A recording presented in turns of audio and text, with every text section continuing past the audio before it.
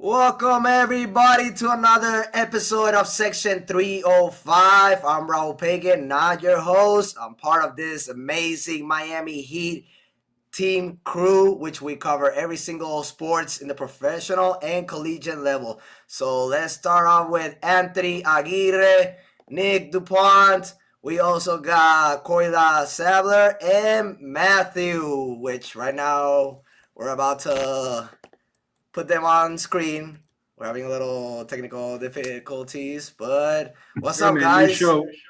New show. We're gonna have a couple of technical difficulties. Yeah, we're not perfect, they're the odd ones our analyst is always on point. Now we got this two over here. There we go. There we go. What's up, guys? How's it going? Good, man. How you doing? Good. Oh, good, man. We're right now beginning summer, and there's a lot of things that are gonna be happening. I mean, the ending of the NBA. We got the NHL playoffs. Also, the WNBA is about to start. Sensitive topic right there, Raul. WNBA is about to start soon. We also got the NFL training camp and others that we're gonna be covering. So let's go with the first topic, which we're gonna be talking about. How about them Cowboys? They trade for wide receiver George Pickens from the Pittsburgh Steelers in exchange for a 2026 third-round pick and 2027 fifth-round pick. The Cowboys also get a 2027 sixth-round pick. So, does this make the Cowboys contenders in the NFC? Our analyst is always on point. Now we got this two over here. There we go. There we go. What's up, guys? How's it going? Good, man. How you doing? Good. Oh, good, man. We're right now beginning summer, and there's a lot of things that are going to be happening. I mean, the ending of the NBA. We got the NHL playoffs. Also, the WNBA is about to start. Sensitive topic right there, Raul. WNBA is about to start soon. We also got the NFL training camp and others that we're going to be covering. So let's go with the first topic, which we're going to be talking about. How about them Cowboys? They trade for wide receiver George Pickens from the Pittsburgh Steelers in exchange for a 2026 third-round pick and 2027 fifth-round pick. The Cowboys also get a 2027 sixth-round pick. So, let's start with Nick. Yeah, personally, I don't know if I'd go all the way and say contenders yet. They did have an interesting season last year. I guess it's the best way to describe their season. I do think this trade is huge for them. The only downside that I do not like about this trade is that he was on the last year of his contract, and he's going to be looking for a major extension with the Cowboys. And I don't know if the Cowboys are going to be willing to offer That's exactly what Jerry Jones is not going to do. So basically, this is a chess move for him, because if anything doesn't work out with him this season, then he lets him go. No, absolutely. I just don't think this makes him a contender yet. I think there's still a couple of pieces away on the offensive line and the defensive line from becoming a true contender. They need in their edge division, rushers. I don't see it. Well, yeah, they've needed edge rushers. The only thing they've had for years now is DeMarcus Lawrence, and even then, he's aging. Can't do anything about that. And he just left too. Forgot about that. And Micah Parsons basically is in his last year of rookie contract. So depending on the outcome of this season, even though he wants to be a Cowboy, supposedly for life, and he's always being ranting about them, like, oh, this year we're gonna be contenders, or this year we're gonna make a lot of noise, this and that. All of a sudden, once everything is going wrong, then he switches up. Listen, we can agree on this. No matter how delusional you can get as a sports fan, you can never out-delusion a Cowboys fan. For real. Oof. As a Dolphins fan, it's hard to. You're not wrong, but as a Dolphins fan, our delusion is pretty high. So. Yeah, come on, man. The Dolphins. But respectfully, hang on. Respectfully, like Nick, as Dolphins fans, it's not like we're shouting out, "Oh, we're the undefeated team." We don't shout that out no more. You're right. Nick definitely does. I definitely don't. But, as Dolphins fans, our thing is that we want to make the playoffs every single season, and no matter who's on our team, supposedly we're going to make the playoffs. No one pays attention to our offensive line struggles or defensive line struggles. That's the biggest problem. No one pays attention I to mean, that. I felt like this season it was the complete opposite. The defense was better than the offense. Obviously, the offense didn't have Tua Tagovailoa for lots of games, and that is basically his consistency every year, either being out with elbow injury, mostly concussion protocols, and other injuries that he suffered since his collegiate level. With the Dolphins, basically, we're just praying or waiting. All right, are they going to be 100% healthy throughout the season? Is Tua going to be 17 games the QB1 for that team? And I'm not saying about his talent. I'm saying that you cannot rely or depend on him on being healthy. He started even taking, what was it? Anthony, jiu-jitsu, just to try, like, defend himself when he gets, like, tackled. You know what I'm saying? Not to, like, go down the way that we've seen him been throughout a couple of games through his career. And that still didn't work. And that still didn't work because then he tried to counterattack Damar Hamlin. And then he got the truck stick, man. He was trying to hit him with the truck stick. Come on, man. Instead of sliding, everybody said, even his family members probably were like, slide. And I think everyone in the stadium, listen, man, that night I remember everyone's reaction. I was at that game. It was my friend's first time ever going to a Dolphins game. And I had to explain to them what happened and like what's going on when Tua was going down. The entire stadium, when Tua went down in that moment, was silent. No one could believe it. Of course. Everybody started praying. And it's funny that we're actually talking about the Cowboys because I believe that the Cowboys are in a very similar situation to the Dolphins where I feel like they're more set up better than us. But I still think they need a couple more pieces just like us to get over that hump. Like this is one of those pieces. George Pickens is going to be huge for them. But again, I don't see him being a contender just with George Pickens. Yeah, as a heavy NBA fan, the best comparisons is definitely Philadelphia 76ers. Great regular seasons, terrible in the playoffs, don't make the conference finals. And so it's like this can do a lot for them offensively. Obviously, you bring another good combo with Pickens and CeeDee Lamb. That's going to be deadly. But now it's just about, okay, how do the rest fall together? Because, again, they've had great regular seasons, but what can they do in the playoffs? Virtually have done nothing. So, yeah. I mean, it's practically the same as the Dolphins. I mean, if you're the wide receiver coach for the Cowboys, you're ecstatic about this. Because not only does it, yes, you get a top-tier receiver who's incredible, but on top of that, you add to your bench. Because you have players like Jalen Tolbert, Paris Campbell, Kelvin Harmon, who's been pretty underrated in my opinion. Like you have a lot of pieces as the Cowboys to move forward with your receiving core. We just have to see if they want to make those extensions moving forward. Yeah, so the floor is yours because I got a lot to say about America's team. Yeah, so I'll answer the question. I do think this actually makes them contenders. I think George Pickens, the Cowboys were always looking for that second guy, right? Outside of CeeDee Lamb, they were always looking for that guy on the outside that they could throw the ball to. Now they have him in George Pickens. And yeah, he may not be great like in terms of like off the field and locker room stuff, but he is a damn good football player on the field. And, with the draft that the Cowboys had, I think that they had a really good draft. They're they built like the offense and defensive lines. And I think this move could put them over the top. It really depends on how healthy Dak Prescott is, but I think the George Pickens move definitely helps them be contenders. And Philly is going to be tough to beat, and Washington too. So, I could understand why people would say that, but I think they'll make the playoffs for sure. Let me ask you guys this, because we saw like literally last season, CeeDee Lamb held out until he got an extension.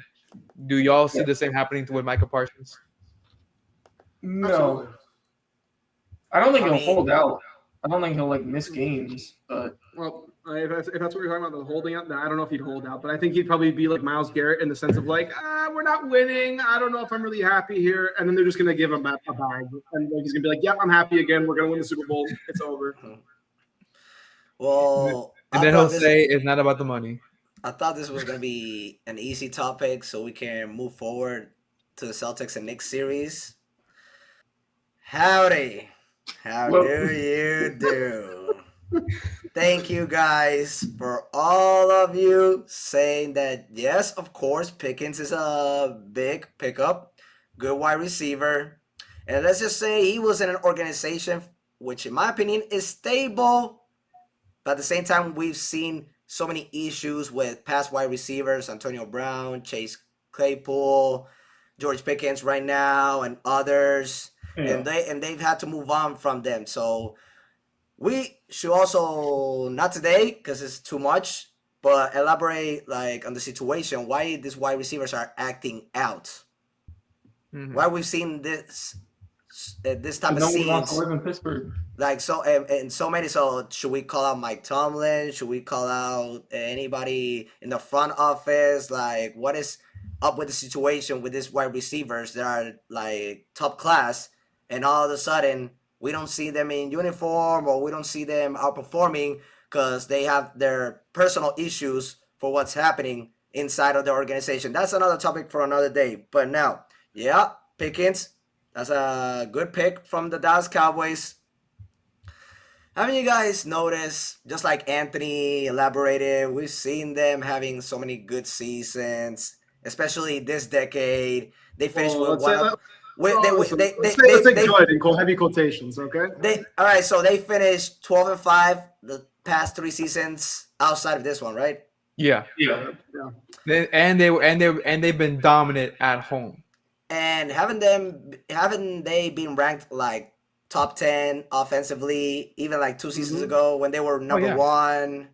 Absolutely. Dak Prescott was having like an MVP type of numbers, and then you got the defense, which is elite.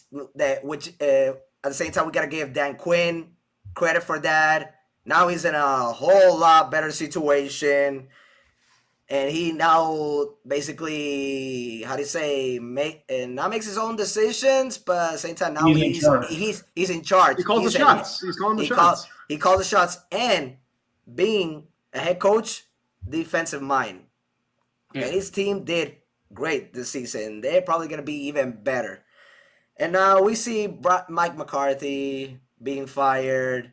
We've seen Brian Schottenheimer, who is offensive coordinator, now being the new head coach. People were talking about Bill Belichick, probably Mike Vrabel, and other good candidates that were on the list. And what have we always been waiting for? Who is in charge of that organization? And I'm talking about not only being the owner, basically being the general manager, the president. You can even name that he's the assistant general manager. He could even be the head coach, the offensive and defensive coordinator. Make him the usher. Make him whatever you want. He's the one that makes all the decisions. Let's just say that they're good franchise drafting players. Yeah. And now keeping them is a whole nother situation. Mm-hmm. And does he stall with the Dak Prescott contract situation? Does he stall with the CeeDee Lamb contract situation and others we've seen in the past? Of course. Why? Because the only way you can make America's team relevant is to talk about them every single day. What's happening with this player? Why is he getting his contract extension? Why? Because they just don't win. They just don't make it to the NFC Championship since 1995. You weren't born. You definitely wasn't born, Anthony. I was 1 year old the last time they had their NFC Championship appearance. Since that, they've mostly made it either to the first round, past the wild card, in and out of the playoffs. And this decade, we've seen every single sports analyst, we've seen every single platform, social media, TV, radio, sports companies talking about, all right, Cowboys now look serious this season. Oh, the Cowboys, they're coming. Oh, and they're coming hard. Yeah, of course. And then all of a sudden, they have an amazing season, 12-5, 12-5, 12-5. They got the best offensive line. They got Dak Prescott. They got CeeDee Lamb. They used to have Ezekiel Elliott. They also had what's it tight end that used to play with them that's now with Jason the Texans. Witten. Oh, I mean, they had Jason Witten, but I thought you were talking about someone else. Schultz. Dalton Schultz. He took the best. He made the best move and the right decision to stay in Texas, but with another team that in next years we can see them actually possibly, even though they're in the AFC, the most competitive conference, making it to the Super Bowl before the Cowboys do. Right now in their division, who are the teams? The Eagles, champions. They're supposed to be the favorites in the NFC. Who we got? The Washington Commanders.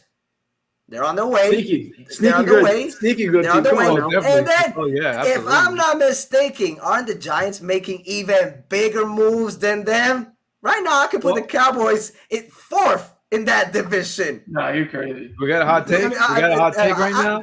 The Giants, I see them as an even better team. And I trust more Brian Dable than Brian Schottenheimer. I think we have our clip. I think this is our clip. Well, I mean, that I understand. As an offensive coordinator, didn't they finish 17, 11 in-yard passes, 28 running, and 28 point score?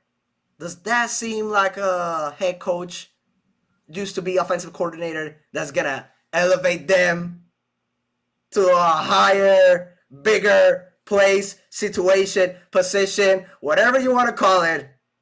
Every time the Cowboys, either they're stalling with the contract situations or they make a big move like this, they have expectations and then they end up failing, disappointing them sad Cowboy fans that always, year after year, they're illusional.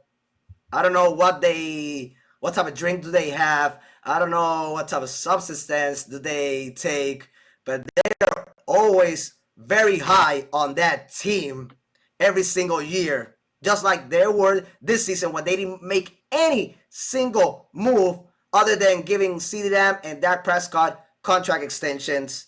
And then with Dan Quinn going to another team, you saw that defense was trash. 27 efficiency, 20 in yard pass allowed, 27 running yards, 30 in points allowed. I think your biggest problem was just hiring Dan Quinn. So you're telling me that George Pickens all of a sudden, oh man, they're contenders. Right now they can be in that mix with the Commanders. Not even the Giants. The Giants have actually done more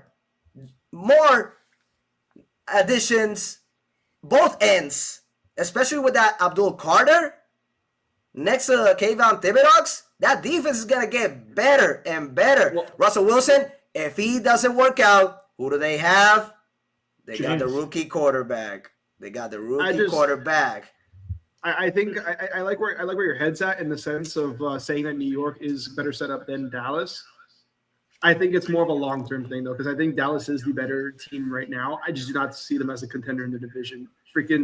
You have Washington and Philly who have been balling out, but I do think at the moment that Dallas is better than New York, unfortunately. But long-term success, yes, I do see New York making strides in the future, becoming better than Dallas. So basically, we gotta see the first half of this season, just for you then to change your mindset on the Cowboys. I'm not changing my mind. I mean, no. I'm sticking by it. That's what we got. The Cowboys are going to finish. Third in the division. So how many years since 1995 are we gonna see them fail for any type of sports analyst, commentator, narrator, fan, you name it, to say, you know what? Forget the Cowboys. I'm not gonna say the other word. You already know what I'm gonna say. Let's just say, since we're trying to keep it PG-13, forget the Cowboys. You know what? Until they prove me something, until they prove me that at least minimum they can make it to the NFC Championship, which they haven't done almost in how many? 30 years. I can't believe that such one player, you guys are already giving them expectations, not only to the playoffs, to possibly be even better than other teams that have made the right moves for us to say, all right, in paper, they can look better than the Cowboys. Let's see how they play. In my opinion, the Giants right now look better in paper. Now, performing, health is also a big factor, is an issue. Yeah. But come on, man. I can't believe that every time when I'm talking to sports analysts, fans, y'all really still give the benefit of the doubt to the Dallas Cowboys once they've always, every time, they're going to let you down. They're going to let you down. My mindset is this. They're going to have a good regular season, terrible playoffs. That's my mindset every year. Of course, yeah. I mean, that's just that never changes. You can ask a lot of Raul. You can ask a lot of our colleagues outside this video chat. I can't say the word. I joke about the Cowboys a lot. Like before you came on the show, man. Like I would joke about them a lot when we talk football. You can ask Robert, ask Jerome, ask Elda. Like I joke about the Cowboys a lot to them. So I'm just saying. My final take is this: good regular season. They're gonna be diluting the media again. Jerry Jones gonna be in press conferences, glowing like he always does. Yeah. And then playoffs is gonna be like, we just didn't have enough. All right, final take, Nick. I mean, I don't know what else to say, man. I mean, Dallas just got another bad season. That's the best way to describe it, man. I could definitely see them having a winning record next year because this year they finished off 7-10. But I just don't see them getting anywhere higher than that 3 seed in the NFC East. Like, yes, they could do a playoff push just like the NFC North where you had 3 teams this year in Detroit, Minnesota, and Green Bay. But I don't see that from them. I need more. Like, and I've been saying about a lot of players and teams. Kolya, the floor is yours. Well, as I mentioned earlier, I think it does, I mean, the Eagles got worse, right? They got worse in the offseason. I mean, once you win, they lost a lot of guys. Of course, once you win, it happened at the same time they went to the Super Bowl and lost. They lost a lot of good defensive players. It's happening in this. I mean, they're still with their offensive core. I mean, of course, you're going to stick with the offensive core. Defensive core. Defensively, they lost a lot of pieces because obviously they're going to get big contracts.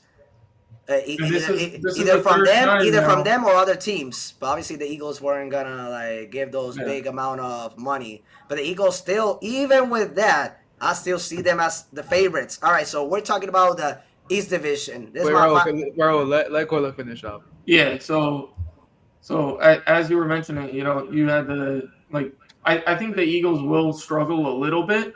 I think Washington might actually win this division because they made the NFC Championship last year.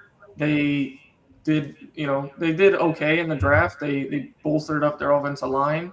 So, I think with Dallas though, I think, they had a bad year with Dak, getting hurt. They didn't have a run game. They went and drafted a running back and signed a few in free agency. I think this move puts them up there, I think, for sure in the NFC.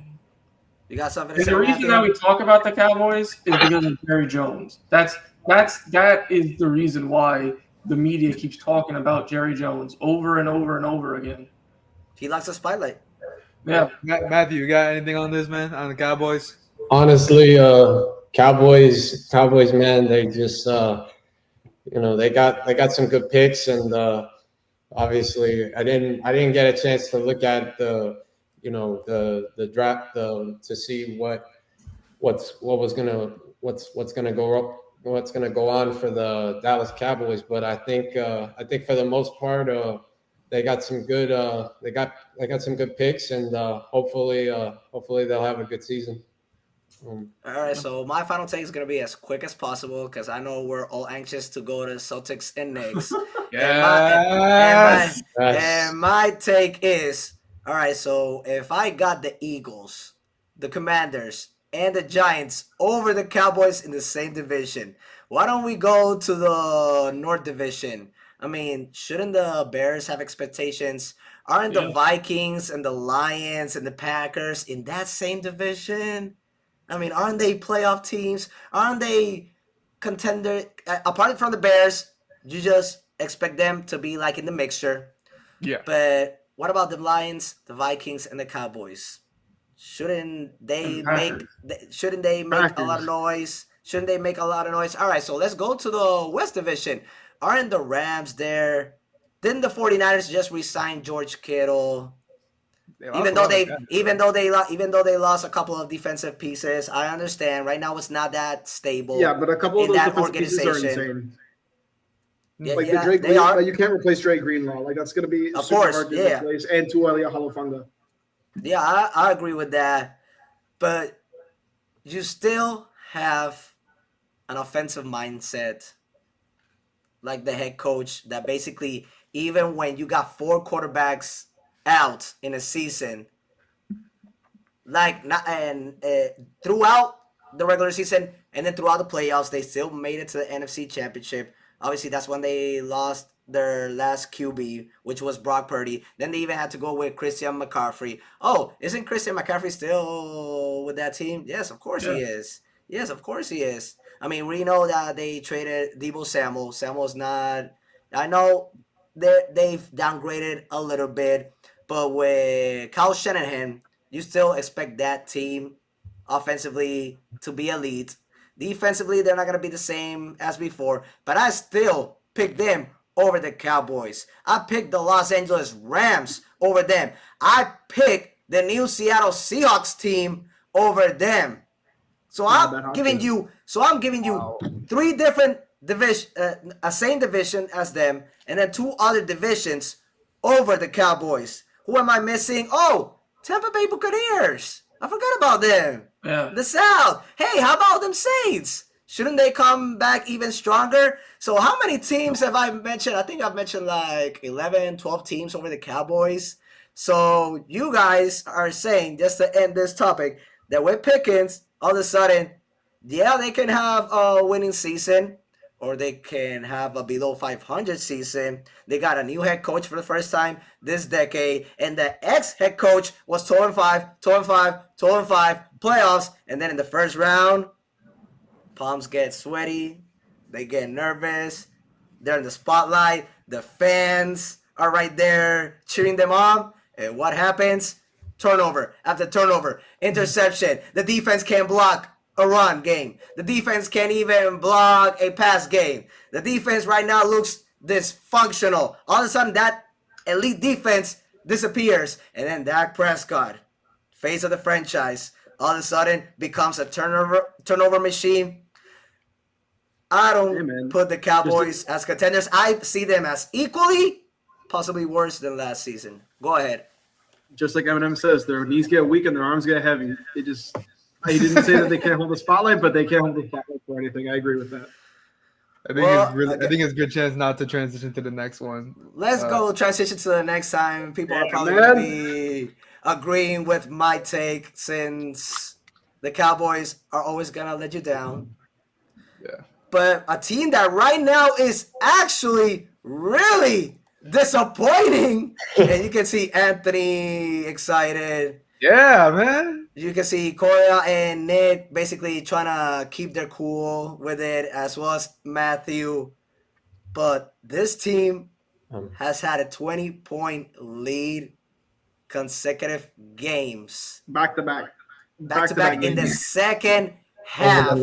And they've lost both of them. The Boston Celtics blow another 20-point lead in the second half and fall to the New York Knicks 91-90 at the TD Garden. First game, they fall 108-105 in overtime. So now, the real question, should the Celtics press the panic button? The floor is yours, Anthony. Hell yeah, they should.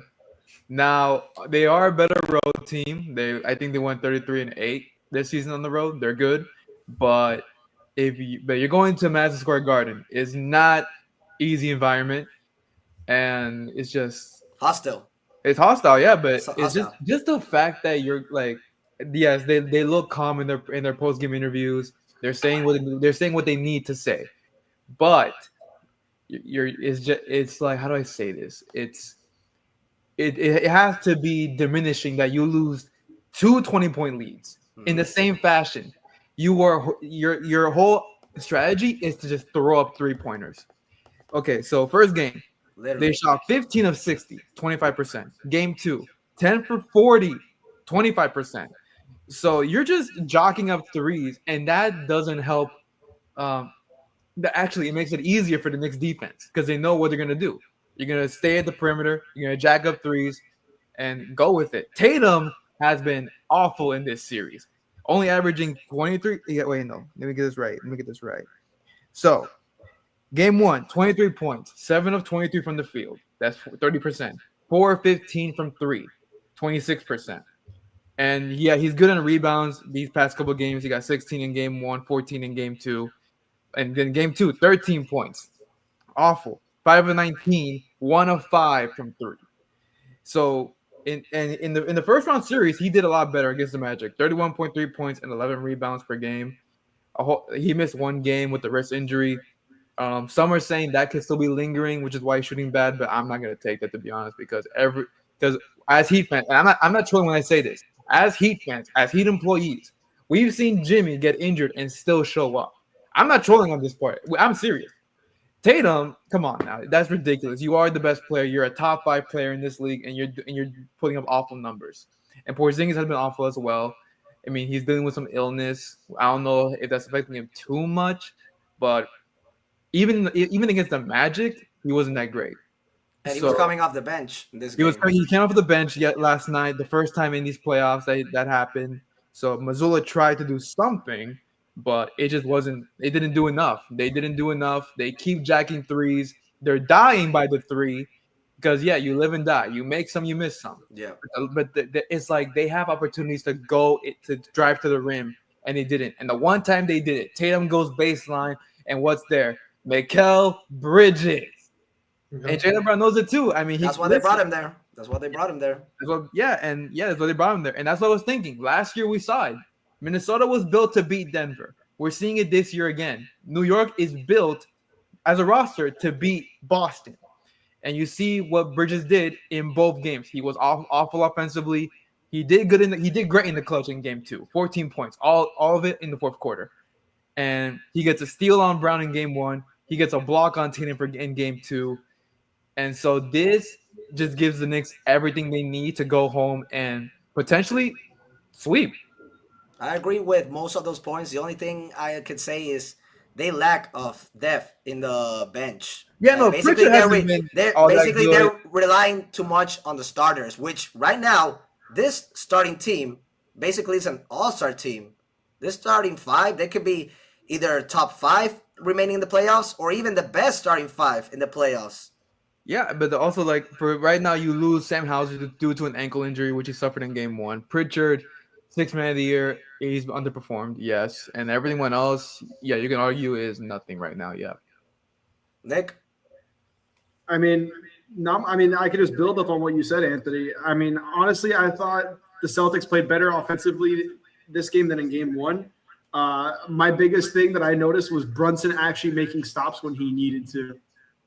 Like, I think that was the biggest thing for me, just seeing Jalen Brunson out on the floor, someone who's not a renowned defender by any means whatsoever. But you see him out here stopping Jaylen Brown out of all players. Like, I feel like at that point, you kind of have to press the panic button, you know, especially when one of your best players can't even get past a 6'1" guard that just chucks up threes. I don't want to say that. No diss to New York fans. Jalen Brunson's been incredible. But still, you get the point. The guy does not defend. He's an offensive player. Also, a good note to mention is the Knicks have done pretty good in the Mitchell Robinson minutes. Like, yes, they're pulling the hack-a-shack on him, that's gonna do what it's gonna do. But he's contested really good against his defense, like against his assignments. He's getting rebounds when he can. So he's like a mini of what Josh Hart does. He's because right now he's limited. Of course, injuries is a thing. But he is making the best hustle plays out there on the glass, and defensively, he's holding his own. I mean, he's the reason he did a good job when Jason Tatum was driving to the baseline on that final possession. He stayed with Jason.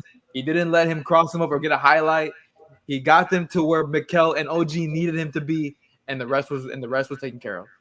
I mean, yeah, absolutely. I think if you're the Celtics at this point, with your team being down 2-0, I think you should honestly look to start Luke Kornet.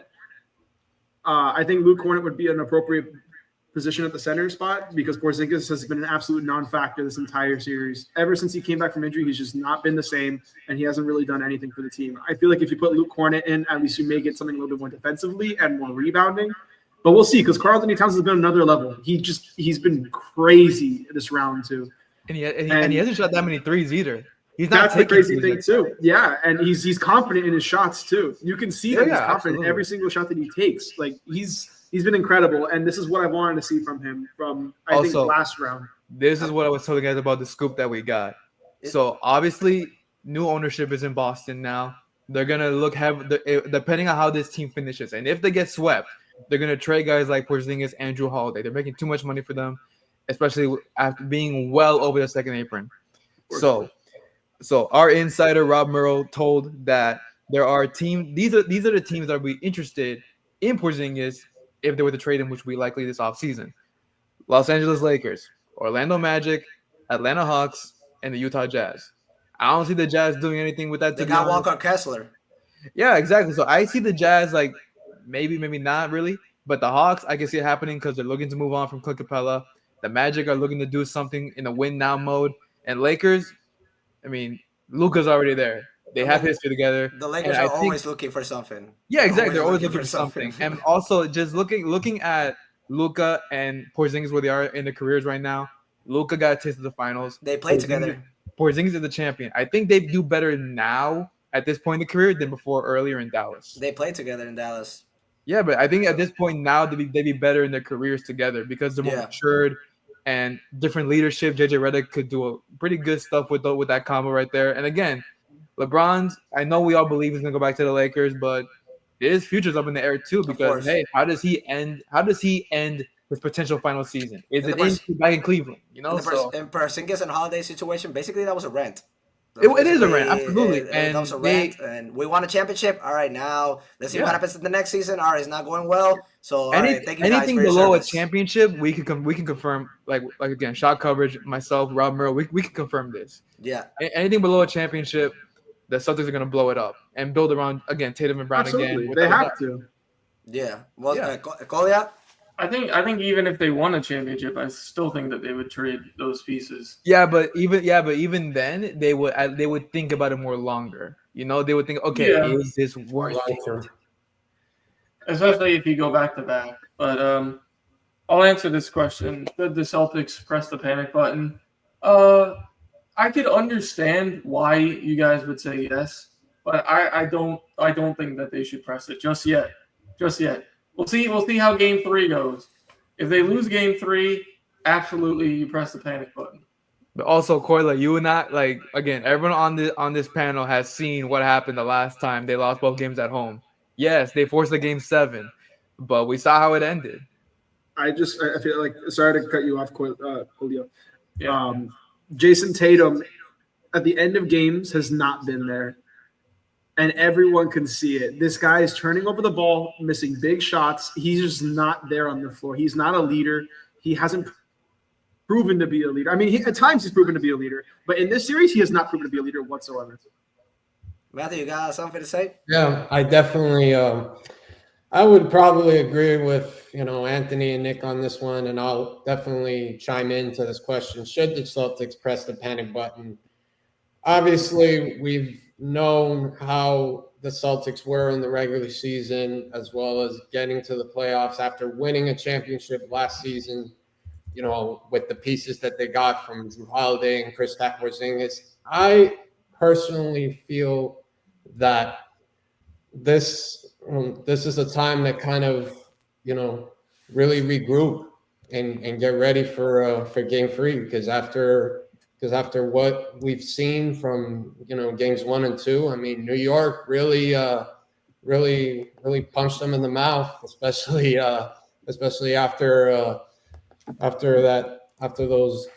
game 1 in overtime, and then game 2, literally at the end, they made a comeback. I mean, shout out to Mikal Bridges, man. He was off on offense in the first half, I believe, but like literally fourth quarter, I mean, he was lighting it up on offense, and you could just see like the way he stole the ball at the end, like really got the Knicks bench all hyped up. And I mean, I don't even want to get into like Karl Anthony Towns. He was just phenomenal. I mean, 21 points, 17 rebounds, 1 assist, and like 1 block. I mean, that just goes to show you like how versatile he really is. And then, Josh Hart, 23 points, 6 rebounds, 3 assists, and 2 blocks. Really. I mean, the Knicks are just like, they're so hungry. Like, they're just so hungry to like, take it to the next level. And, for Boston, this is a time for them to really, really lock in for game 3, especially at especially at Madison Square Garden, which is going to be really tough, in a hostile environment. And I'm sure the Knicks fans are going to be super hyped up for that one. That's for sure. This All could right, so, just yeah. just a real quick, Raul. Yeah, of course. Because in game 3, it's everything or nothing. So I know coaches are usually stick to the rotations. I think this is a game where you could see potentially Torrey Craig minutes, potentially Tillman minutes, something. Because Mazzulla, like, okay, like he needs to adjust to something. So I think maybe he'll dig in his bench and get something else. Because currently what they got right now is not working, obviously. All right, so I would like to gang up on Kolya, but I'm not gonna do that to him. I'm gonna. It's fine. It's fine. Just do it. Just do it. No, cause actually, I have a different mindset on this type of question, but I'm gonna answer it before I go there. Should they press the panic button? Anthony, you elaborate on this. We've seen this before. They've been down 0-3. They won 3 consecutive games. And a lot of people would say that if Tatum wouldn't got injured in Game 7, they actually could have made history, being the first team to beat a team in the playoffs down 0-3. Right? The Heat executed offensively and defensively in Game 7. So I still, like, to those people, say that the Heat would have won regardless. But still, they had that big lead, and they almost blew it. And they were going to make history in the worst way. I'll respond to that with 2 words: Caleb Martin. All right, Caleb Martin. Yeah, he's in Dallas right now. We're not talking about him. We don't care about him. Thank you for going to Philadelphia, just like PJ Tucker did. And how did that work out for both of them? Exactly. Gabe Vincent, Kendrick Nunn, thank you for leaving Los Angeles. How did that work out for them? All right, thank you very much. So we'll leave those type of topics for another day. Yeah. And so with the Boston Celtics situation, they had 2 20-point lead in the second half. They blew it. Am I surprised? No, I'm not surprised. You see bad game managing from Joe Mazzulla. We've seen it in his first year with the Celtics. We've seen him not utilize his timeouts like he should have done, regroup this team, and make a play. We see him take bad decisions with this team. Is this his fault that the team loses 20-point lead? I mean, we could say it's a 50-50 because at the same time, he doesn't stop the bleeding. They just let them play. He feels like they're going to stop the opponent team's momentum, and that's exactly what doesn't happen. And they already think that by having those type of big leads, the game is over. And it's not until the clock says 0. So we've seen their confidence basically go out the door. And then they start, instead of what they basically got better at offensively, moving the ball, utilizing the screen. You know that this team, after Marcus Smart called out Ime Udoka made certain adjustments and basically said, all right, no more isolation. We're going to move the ball around more. And that team started averaging 25 to 30 assists per game. In this past 2 games, let's go with this one. 18 assists. At the game 1, 18 assists. What happens in this one? More ISO. 17 assists. Yeah, they were panicking. And then you got Jaylen Brown and Jason Tatum in game 1. Just stick with me here. I know that you guys feel like I'm talking about should they press the panic button. My answer is no. But yeah, I got to call out Jason Tatum and Jaylen Brown, which in first game, they went 14 for 43 shooting in total. 5 for 25 from the 3-point line. And then you got game 2, which him and Jason Tatum also had a bad shooting night.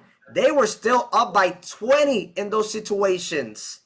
They just blew the lead. And this team had 35% shooting this past game. 36 in the last game. And they had a 20-point lead. So when they're actually playing bad offensively, they still had that lead. They basically just like, let go of the pedal. That's all, because defensively, they were doing their job. Of course, we can also point out that the Knicks, they're winning and making these big comebacks with a bad offensive performance. I mean, you've seen Jalen Brunson. He's only executing, surprisingly, in last moments defensively and then offensively, as clutch player of the year should be doing. Then you got OG Anunoby with a good night. Then last night he was horrible, but he made certain stops, just like Mikal Bridges. Of course, there's some nights that Wing stop. the wing defenders. So you got basically the best starting lineup, in my opinion, remaining of the playoffs, and right now the most healthy. Because we don't know about Porzingis with the Celtics. With the Indiana Pacers, we could say they got a good starting 5, but a little bit more young players. Mm-hmm. And then with the Cleveland Cavaliers, you're seeing right now Kenny Atkinson at the same time, like managing the rotation. He's trying to figure out how to keep the pace offensively with the Indiana Pacers. And then in the West, you got the Denver Nuggets, which horrible performance by them. They allowed 90 points in the first half, and they lost by 45. And then game 1, they should have lost. Let's just go with that. OKC, good starting 5, very young. And even though they finished number 1 in the West past 2 seasons, I still feel them like inexperienced. I mean, that game 1, that shows inexperience right there and a little bit of immaturity because of but look at game 2, bro. 43-point of course. Win. And I respect how they responded. And then you got in the other side the Warriors. Basically, the Warriors, depending on the Stephen Curry situation, they're also he's out until game 5. So there you go. So let's just say he's out indefinitely because they can say game 5. Yeah. Depending how the Warriors are. Because if the Warriors, let's just say, hypothetically, win tonight, or they go back home and then they win both games and they're up 3-1, they're not going to expose Stephen Curry and put him in game 5. They're going to say, nah, you keep resting. You keep resting when we actually need to utilize you because right now we're panicking. Then we're going to ask you if you can, like, even though you're 90%, just like they forced James Harden with the Brooklyn Nets, game 5, game 6, game 7 against the Milwaukee Bucks. We saw with Dwayne Wade in 2006 where he missed game 6, played game 7, scored 20 points, couldn't have an impactful game because he was still hurting with that. So it's better for the Warriors to, like, let's see how it plays out. This Jimmy Butler, Anthony's GOAT, time to perform just like he did in game 1, which I give actually more credit to Buddy Hield, but that's Jimmy Butler basically like mentoring him and like giving him that hype and all that. And then you got the team that they're facing right now. Which one has the best starting 5? Right now, the Knicks. Now, what's worrisome is that they've had to make those big comebacks. They've executed, but how long can they stay that consistent in the rest of the series? Especially when Boston had the best record on the road this season. Boston basically like the Miami Heat. At home, I don't know what happens to them. They collapse. But on the road, they're dogs. And they regroup and they respond. They're still the champions. So I'm still giving them the benefit of the doubt. Yes, it's a little worrisome, the situation, but I'm still not going to press the panic button because we've seen this team down 0-3 and coming back when they were still not champions. They're now champions. Now to end it with this, and then you guys can respond to everything that I just said. The scores has been 108-105, game 1, because they went to overtime. 91-90. So basically, right now, both teams defensively, they're playing like 2 decades ago when there was defense in this league. So that's what's made this situation very interesting. But the Boston Celtics, even when having a horrible percentage shooting, Tatum, I don't know why people still say that he's the best player, because if I'm not mistaken, if they would have won that 2023 Eastern Conference Finals, Brown was going to be the MVP. Didn't Brown win the MVP against the Pacers? Didn't Brown win the MVP against the Mavericks? Obviously, they're labeling Tatum as the new face of the franchise, but then who's actually been more consistent throughout his career in the playoffs? Jaylen Brown. Tatum has had his certain big moments, but he hasn't been consistent, especially when they need him the most. And he's talking about being the face of not the franchise, of the NBA. I can pick over 10 players over him right now that can be the face of the league when LeBron calls it quits, Stephen Curry, Kevin Durant, etc. Anthony Edwards. Anthony Edwards, I put him first. Now, we're going to select an international player. There's Jokic, there's Doncic, there's even Giannis Antetokounmpo. But we're going to take an American. I put Shai Gilgeous-Alexander. I put Anthony Edwards. He's Canadian. Hell, Shai's Canadian. Shai's Canadian. My bad. Shai's Canadian. My bad. Shai's Canadian. You're right. Almost slipped up there.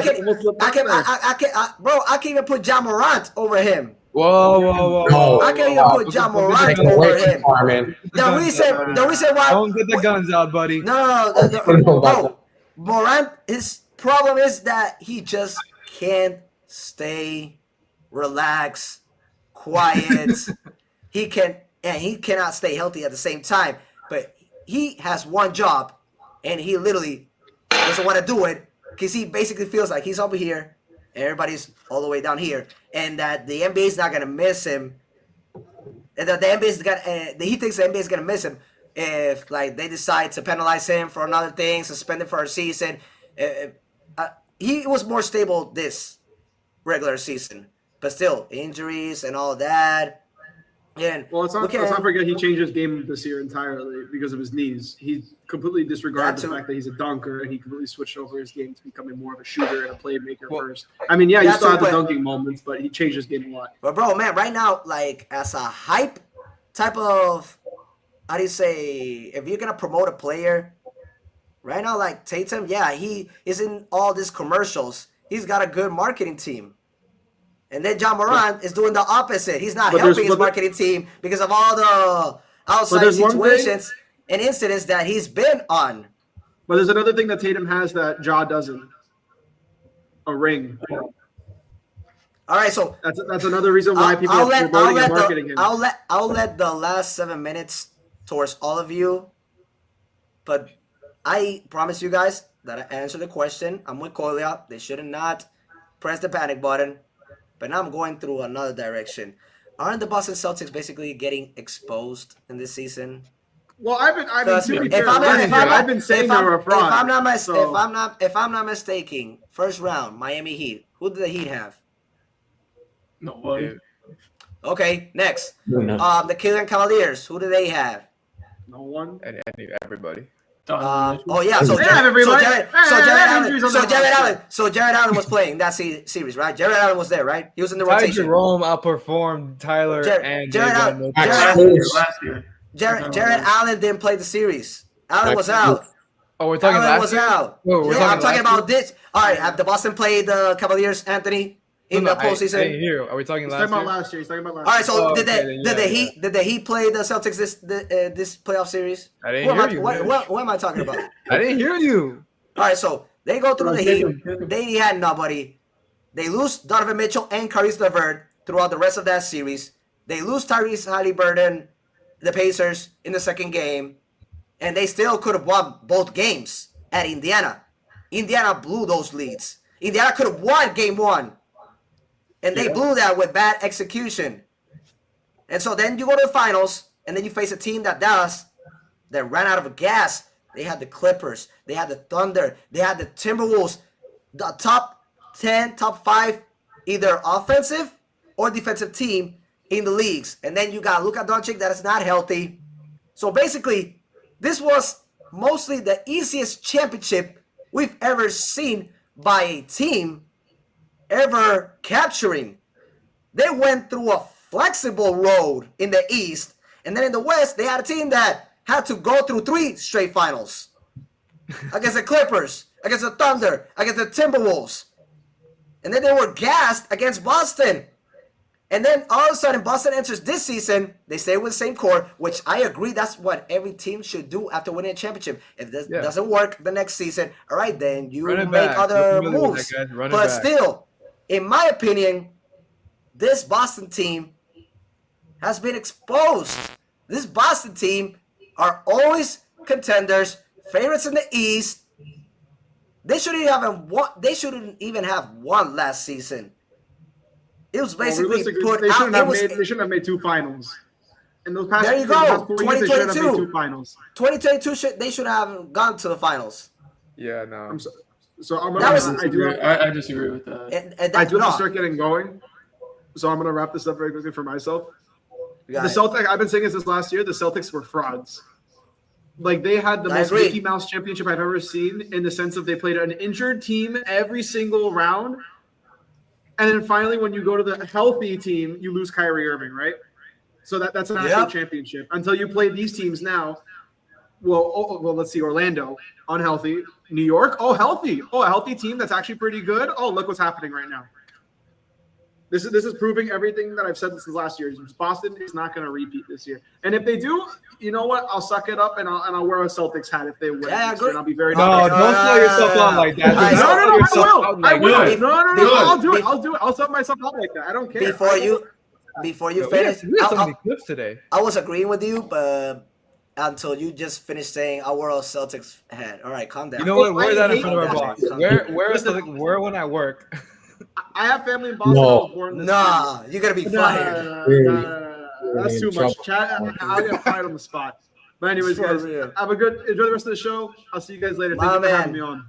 See you next week, brother.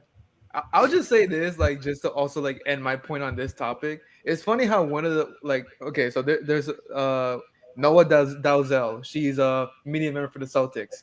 She tweeted, "Is home court actually a curse?" That's funny because we're Heat fans. We haven't won a home game since 2023. So that's kind of wild to say. So that's just funny. No, and you saw so many buzzer beaters this season. Like, especially the way that we ended the season against the Wizards, up by 4, 8 seconds remaining, and all of a sudden a 3-point shot, then a turnover, and then all of a sudden the rookie Carrington throwing a crazy contestant shot because it was contestant. Yeah. And he nailed it. Also, Kate Cunningham, I mean, he has clutch in his jeans. Like, he's in the making right now. That was a good 3-point shot that he made against us. And then John Morant. That was also like... He had a good look. He had a good look. He cleared space, turned around, but at the same time, it was not like a swish. Like, it had to bounce a couple of times. And then we saw Domantas Sabonis' clutch moment with the Kings this season where he got an offensive rebound. And all of a sudden, also threw a crazy shot and then nailed it. Like, basically, this was a cursed season for the Heat. At the same time, those two basically are identical at home court. Like, let the other guys jump in. Let the other guys jump in on this one. I'm afraid with that. Kolya? Yeah, I mean... You know, Raul is with me. Like, don't press the panic button just yet. You know, they were up by 20 in these games, and for a reason, right? There was a reason that they're up by 20. It's because they're the defending champs. And they lost those leads in those games, so that is a concern, right? But as you said, Anthony, they got to make adjustments, and they will do that. So, but we'll see, because I wrote in my article. It's just funny how you do the same mistake twice. It's just funny. What? Yeah, I mean, you know, like people, you know, teams make mistakes, but Mazzulla, like, he's got a championship now, so he'll figure it out. He'll be more than fine to make adjustments if they need to. If they need to shorten their rotation, you know, from 8 to 7, that's fine. You know, maybe don't give, you know, whoever they're playing, Cornette. Are they playing Cornette? Nah, they didn't play him last game. At least not only like 4 minutes. Yeah, get rid of those minutes. Matthew, jump in. Yeah, I mean, I kind of it's all kind of going back to what I said earlier. I mean, yes, Boston Celtics, they blew a 20-point lead against the New York Knicks. We get it. I mean, they were the defending champs last year, but it all just comes down to making adjustments and figuring out a game plan to stay locked in for Game 3. I mean, you know, if you're Boston, you have to look at your bench and be like, okay, who hasn't played last 2 games, and see if Luke Cornett can try to make an impact on the floor. I mean, he hasn't played as much, and Kristaps Porzingis. I mean, obviously he is a good center, but he hasn't really been much on the consistent level that he's been, even this regular season and also part of last season. I mean, it's always the injuries that get into him, especially with that illness, and it all just comes down to staying healthy and keeping your guys sharp and mentally focused for the task at hand. Also, just a fact check, it was 18 minutes. Oh, 18 minutes? Yeah, Cornette played 18 minutes in Game 2. Yeah, so going back I to mean, my it didn't question, look like it didn't look you know, like. I don't No, think- it didn't. You're right. I don't think the Celtics are frauds per se because they're not healthy either, right? They're not the healthiest. Yeah, but Koila, we worked for a man. team that's been on longer playoff runs with more injuries involved. And Yeah, less depth. but And all less I'm saying depth. is you can't And blame the injuries. Celtics And injuries. for not playing anybody when they're when they themselves are not healthy. Like Yeah, Cole but Holiday got hurt in that the is last season. realistically like. series. Oh wait, go, finish up. And then Porzingis is injured in this series and in last series. Like it's tough. Like I don't think that they're frauds. I think that they deserved to be in those finals, and there was a reason that they were in those finals. Yeah, but like just looking at right now, it's just like injuries is like a terrible excuse. Just because one we've seen it closer to most fans, and it's just injuries are part of every single playoff year, every single one. Yeah. So then you can't say that it's a Mickey Mouse run in the finals for the Celtics to win. Nick is not here right now, so he can't defend himself. So we're not gonna shoot But Raul said the Oh, same man. thing. He said it was the most fraudulent since ever. It is. You know, I'm so sick which with I that. disagree with. What about the Yes. Lakers? And what about the Lakers bubble? Oh, Bro, man. for me that was the hardest championship ever. Especially the bubble. No, you're Bro, mentally, you're basically living in a prison. Yeah. Like it's all Look at different. Disney World. That's They- not they- Yeah, they're in Oh my Disney, God. man. You got also magical they were going to the parks, right? They're all kumbaya. All of a sudden, like every time they finished the games or practices, they all went to Disney. They all went to Universal. They all went to Island Adventures. Or did they had to be obligated to go back to their rooms? Quarantine. What does quarantine mean, man? And they couldn't fly out the family members until a little bit more further when they were like trying it was like the conference through the finals and playoffs. then they Yeah, moved through them back. the playoffs, bro. They're isolated. They're in a small room, especially for those type of athletes and players that they need that big space. Bro, you saw them trolling, getting out of their windows, the Dallas Mavericks, like, hey, like basically we're in prison, but we got this. Just wish us luck, this and that. Those were not the words. I'm just saying that's what basically they were. How do you say, acting up on. Bro, it affects them mentally when they're apart from like the real world. Let's just say that's basically being in prison. You got an hour outside of recess, and then you go back to your cell.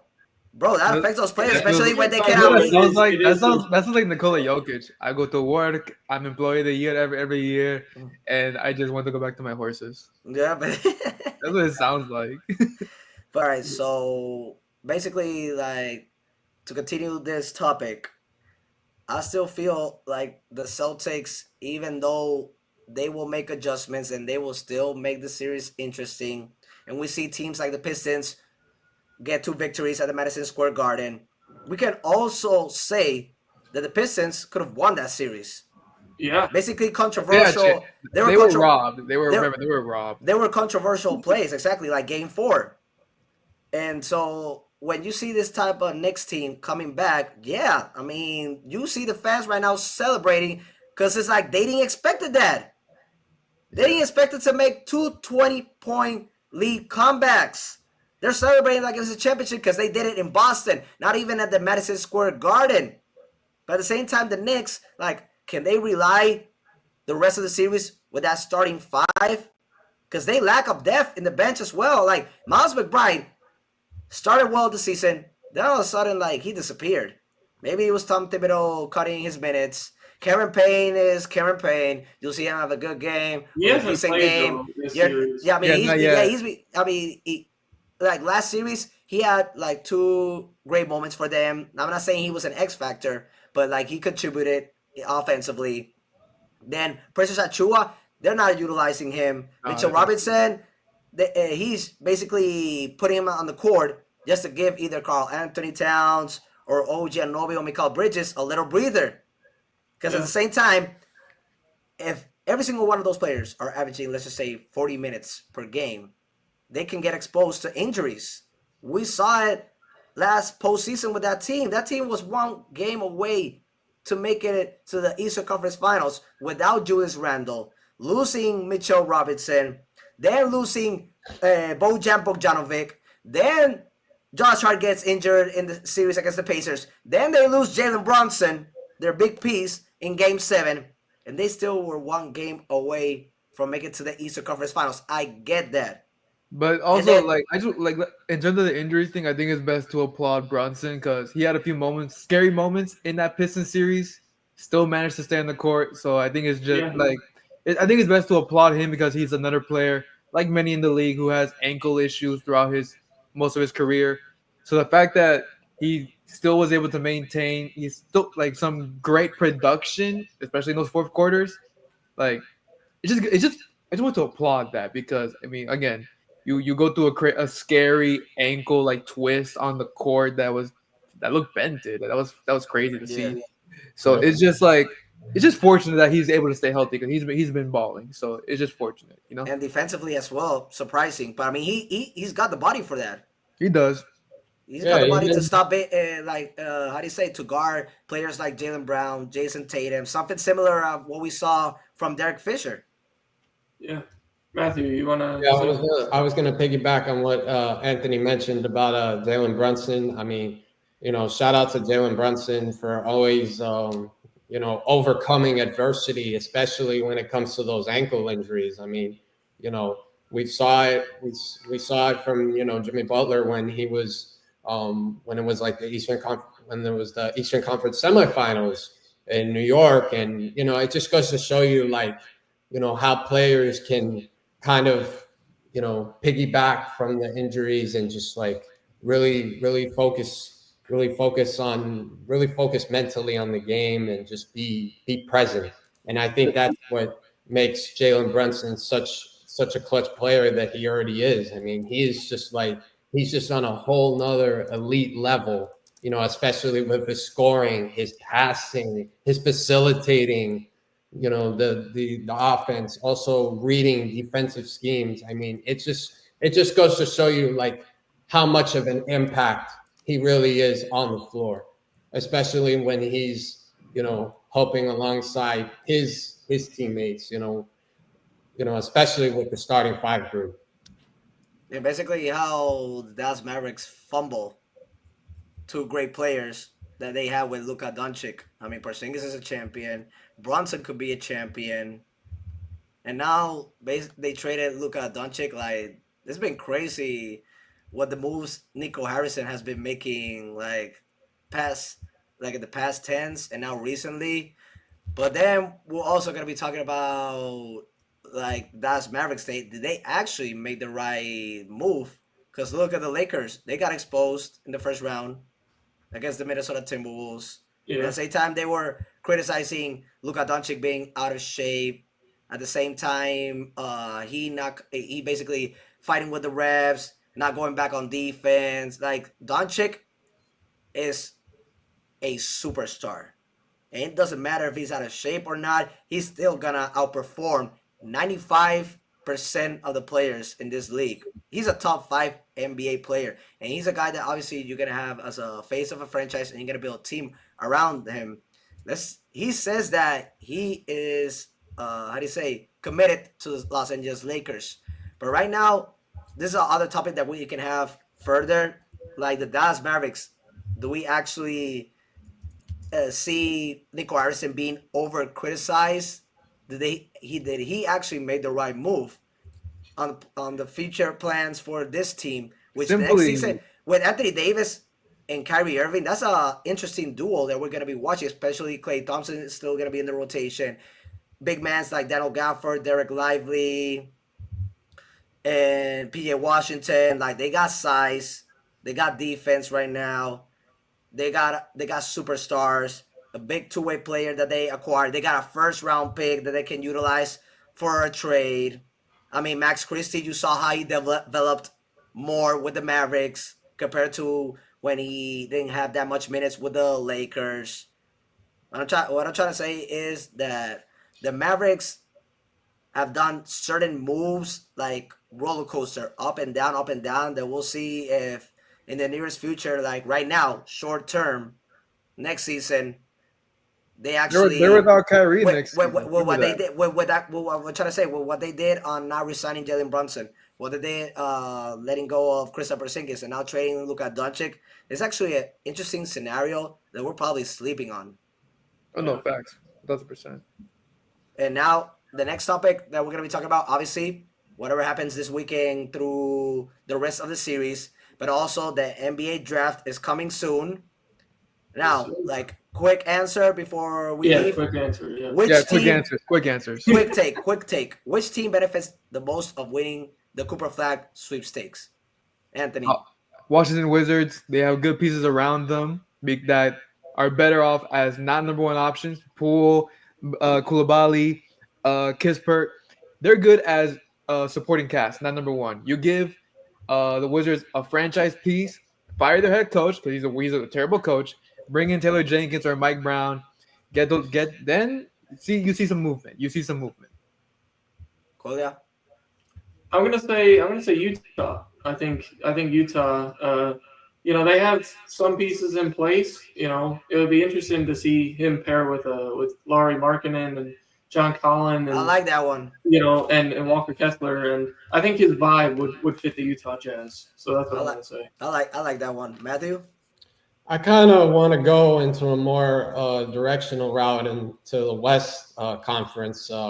My take is probably Dallas Mavericks, and the reason why is because if you add Cooper Flagg to that team is gonna go places, man. I'm talking about Cooper Flagg. I don't think they're gonna have a lottery pick. No, they do. They have. Not in the top three. That's what I'm saying. Cooper Flagg. Well, we'll see what happens. We'll see what happens because Atlanta should not have won last year. Unless they trade for it, obviously. Unless they trade for it. But with the lottery, you never know who gets the number one pick. I like look at Detroit last couple of years. Yeah. I like the Utah situation because at the same time, like, we've seen faces of the franchise. Like, you had the John Stockton, the Karl Malone. Then you've had basically last decade with Gordon Hayward. You had Donovan Mitchell, but they've never succeeded on winning a championship. Cooper Flagg is actually a player that we can that team can build around him, and they can come back to being contenders, relevant. But what I'm surprised, extended their head coach too. So. Yeah, what I'm surprised is that Kolya, he picked the Washington Wizards. All right, so we thought Alex Sarr was. I thought Alex Sarr was gonna be Alex Sarr, the number 2 pick, was gonna be the face of the franchise. But okay, like apparently. I never said that. I'm surprised that he didn't go with his Hornets. I mean, there you go. And that's what I wanted to finish with. I'm surprised they wanted Cooper Flagg to be with LaMelo Ball and the rest of the crew. Brandon Miller. I mean, I'm surprised that the team that he chose this season that supposedly was going to be more noise than the Detroit Pistons, all of a sudden he wants to see them with the Washington Wizards. And now with the Charlotte Hornets. I mean, I'm very surprised about that answer. Can I give my quick logic here? Let me give my quick logic. Yes. I believe Cooper will not be as effective if he takes steps back for those other guys. You make him a number 1 option in Washington with a good supporting cast around him, he'll be his most effective. I mean, they did acquire Chris Middleton. That's a fair answer. they did acquire Chris Middleton. Jordan Poole's still there. Yeah, a good veteran. They- So that's my they logic got- behind it. If they you got- make him the number one option and you get a good supporting cast around him, he'll be the most effective. No, that also makes sense, but obviously we gotta wait until lottery pick to see. Oh, You know of what I'm course, saying? Like, yeah. He's on but Tuesday? but at the same He's time, on Tuesday. it's not a bad selection, Anthony, because I mean you got two champions there, and there were two Yeah. key pieces: Middleton with the Bucks and Jordan Poole with the Golden State Warriors. Both of them were key pieces to those championships that both teams won. And then you got a couple of young players. Like that would be an interesting scenario for him. At the same time, this is gonna be my answer. I feel bad for Cooper Flagg. Whichever team that he lands on, out of all the ones that you guys mentioned, they're not bad, and they can little by little like build the team around him. They got a couple of young players and veterans, just like the Pistons have. Like the Pistons have actually, next to the Houston Rockets, have had so many like top 5 first round selections, and now they acquire veterans like Malik Beasley, Tim Hardaway Jr., Tobias Harris. And they needed that, you know what I'm saying, to get over the hump, especially JB Bickerstaff, changing the culture, etc. Something that the Hornets and the Wizards need right now. But what I'm just trying to say to end this segment, I feel bad for Cooper Flagg. I would have stayed one more year in Duke. We'll see who gets the number 1 pick. Like if it's the Spurs, obviously, next week should be a fun week to learn. If it's the Spurs, like I wouldn't feel bad for him because like that would be a crazy team. Like that would be an insane team to go to, you know. Man, like, and the Spurs right now are built as contenders. And what Popovich is gonna do as the president, Mitch Johnson, he actually did a good job, and he maintained stable. So, yeah. He maintained stable with all the injuries. Also, like that was out of his hand. Victor Wembanyama, and they acquired De'Aaron Fox, which that duo is gonna be interesting. They're probably gonna resign Chris Paul just to be like a mentor to all those players. Devin Vassell, Jeremy Sokan, Keldon Johnson, Harrison Barnes. Like they got a good team.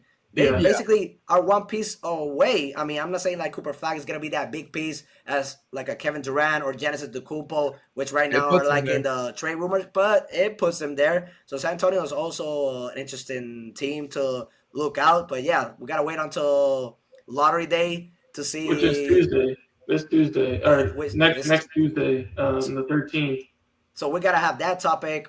We're gonna have whatever is happening the rest of every single playoffs, like every single different series. So, and obviously whatever big splash happens, I mean, other sports throughout the rest of this weekend, and the beginning of next, we got you guys covered. So thank you all for watching us, and we're gonna keep having big takes every single show.